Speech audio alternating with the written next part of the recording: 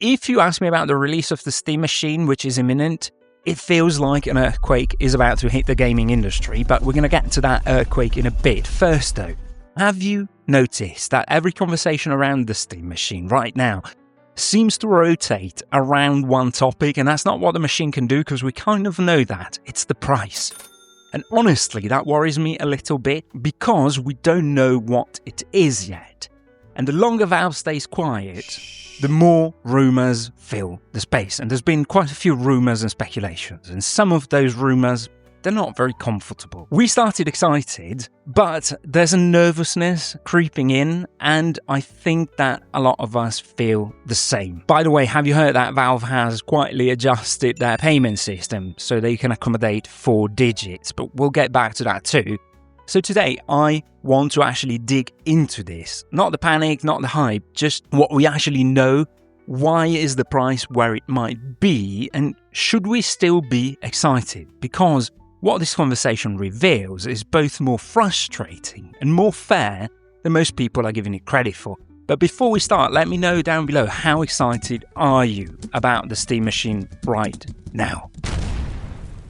When Valve started signaling the direction the Steam Machine was going to go in late 2025, I feel there was a cautious optimism because the hope was that we'd land in a price range that would be $500 to $600, so console territory. A price that basically felt like they were genuinely trying to open the door to their ecosystem in a console way and not just build something for people who'd already made their minds up.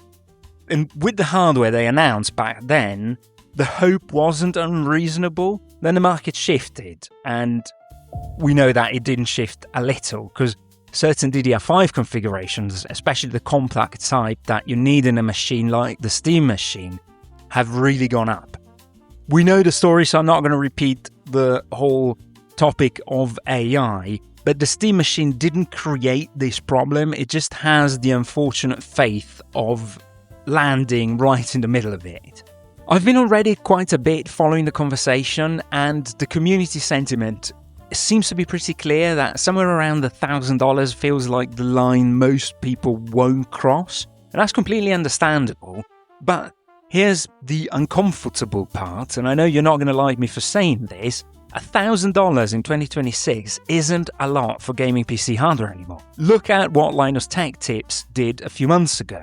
They did an equivalent build to the Steam Machine, and that cost around $700 before this year's component hikes made things even worse. And the frustration is real, but it's not Valve's fault. But we're going to talk about that in a second, because despite all of it, despite the delays, the uncertainty, the price, I feel that people still want this. What they want isn't another PC. What we want is a console that feels open for our libraries, for our saves. No locked ecosystem, not another subscription system. And this is really the earthquake part I was talking about, because if Valve pulls this off, it kind of shatters the console world as we know it. And the demand, I think, is going to be huge, because we've already seen that with the Steam Deck, we've seen that with the Steam Controller, which sold out in minutes after launch.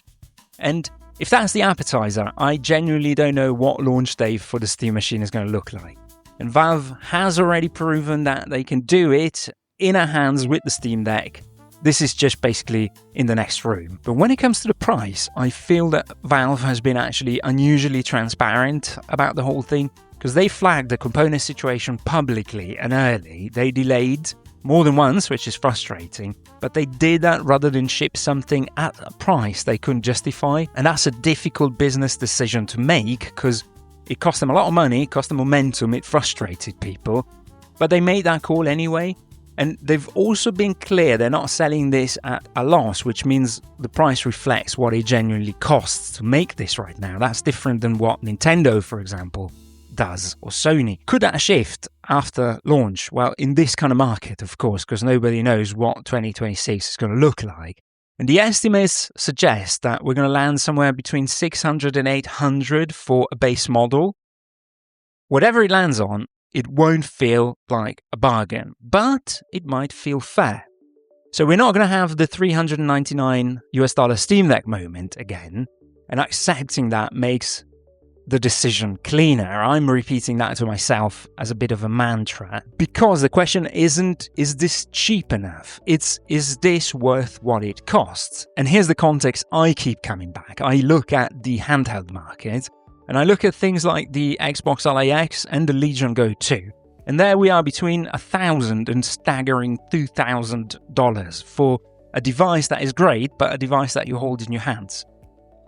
So for what a Legion Go 2 costs, you could potentially have a second-hand Steam Deck if you manage to get one, a Steam machine, and maybe even a used Switch OLED. So that's 3 devices, 2 ecosystems, but at least with the Valve ones, you can say you can stay within one ecosystem. Different worlds, I know, but framing it this way kind of changes how the price feels, because it stops being expensive and it starts being a question of what you want your gaming life to look like.